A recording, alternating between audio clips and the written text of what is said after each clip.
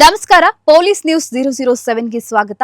ಇವತ್ತಿನ ವಿಶೇಷ ಸುದ್ದಿ ಏನಿದೆ ತಿಳಿಯೋಣ ಬನ್ನಿ. ಕಾರಟಗಿ ಪಟ್ಟಣದಲ್ಲಿ ಕುರಿ ಕಳ್ಳತನ, ರಾತ್ರೋರಾತ್ರಿ 4 ಕುರಿ ಮಾಯ, ಅಂದಾಜು 1 ಲಕ್ಷ ನಷ್ಟ. ತನಿಖೆ ಕೈಗೊಂಡ ಪೊಲೀಸರು.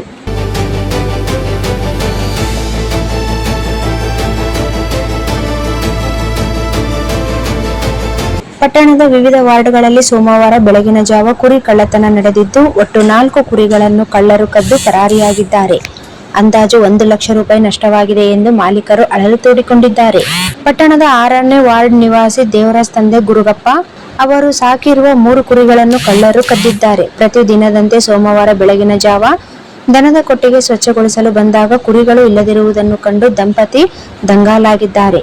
ಕುರಿಗಳಿಗೆ ಕಟ್ಟಿದ್ದ ಹಗ್ಗವನ್ನು ಕತ್ತರಿಸಿ ಕಳ್ಳರು ಎಳೆದುಕೊಂಡು ಹೋಗಿರುವುದು ಸ್ಪಷ್ಟವಾಗಿದೆ. ಸಾಲ ಮಾಡಿ ಉಪಜೀವನಕ್ಕಾಗಿ ಕುರಿಗಳನ್ನು ಸಾಕಿದ್ದೆವು. 3 ಕುರಿಗಳನ್ನು ಕಳ್ಳರು ಕದ್ದಿದ್ದಾರೆ.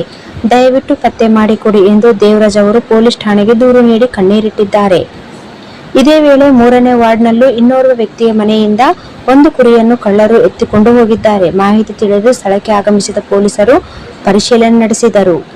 ಸ್ಥಳಕ್ಕೆ ಭೇಟಿ ನೀಡಿದ ಪಿಎಸ್ಐ ಸಿದ್ದಯ್ಯ ಹಿರೇಮಠ್ ಪೊಲೀಸರ ತಂಡ ವಾರ್ಡ್ನ ಮುಖ್ಯ ರಸ್ತೆಯ ವಿದ್ಯುತ್ ಕುಟುಂಬಕ್ಕೆ ಅಳವಡಿಸಿರುವ ಸಿಸಿ ಕ್ಯಾಮೆರಾ ಸ್ವಿಚ್ ಆಫ್ ಮಾಡಿ ಕುರಿಗಳನ್ನು ಕಳವು ಮಾಡಿರಬಹುದು ಶಂಕೆ ವ್ಯಕ್ತಪಡಿಸಿದೆ.